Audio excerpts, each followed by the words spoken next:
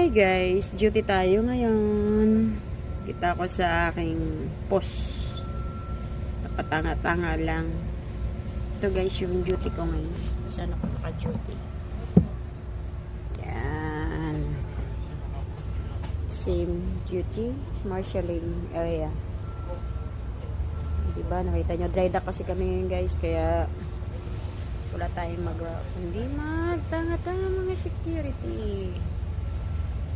Diba? Maganda naman dito guys. Kaya lang boring.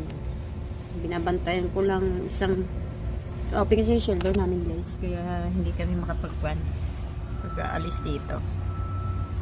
Pero maganda dito guys. Ingat tayo guys. Hindi masyadong malamig ngayon. Kalmado lang lahat.